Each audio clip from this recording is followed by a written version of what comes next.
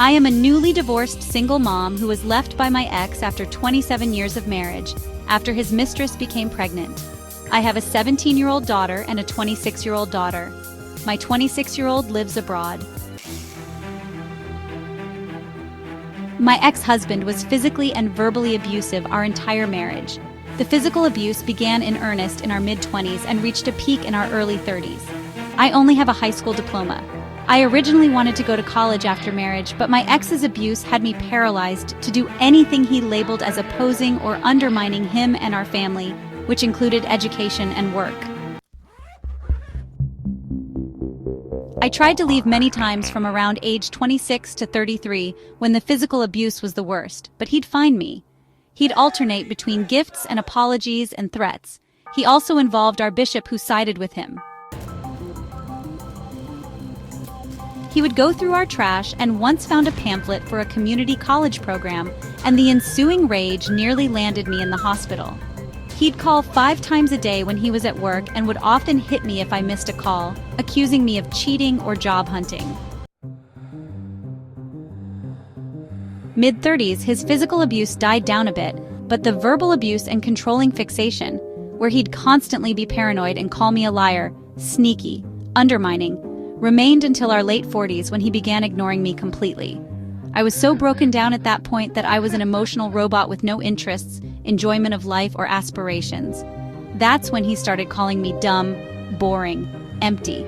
He even said he'd prefer a liar and underminer over what I was now and left me for his pregnant mistress, who later called the cops on him for hitting her but declined to press charges. My ex wasn't a big earner and spent a lot keeping up appearances, so I got around $7,000 in the divorce. I understand many would be thankful for what I got. I got a job after 2 months making $14 an hour, but my boss said he can't schedule me full-time. Take it or leave it. But I'm concerned about my retirement because all I want is to be able to retire in my 70s with consistent food and shelter, since I'm already having health issues. So I asked my 17-year-old, who took a personal finance elective, to help me read through some information I found online about retirement savings. The other day my phone was dead and I needed to look something up, so I used my daughter's phone. I found a group chat where my daughter was asking her friends who were in the class for advice, and they were saying, "I don't know, sounds tough," or suggesting I should apply for hospital jobs. She then wrote, "I know my mom is an example of what not to do, but help please."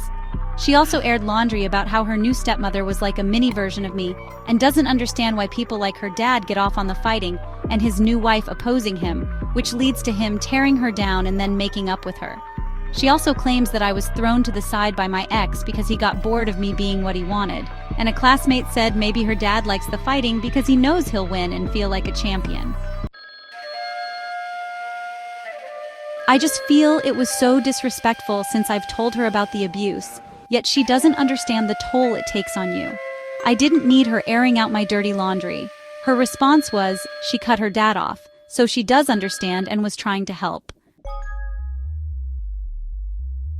I took her phone for the afternoon, saying maybe she'll think twice about criticizing my choices to her friends.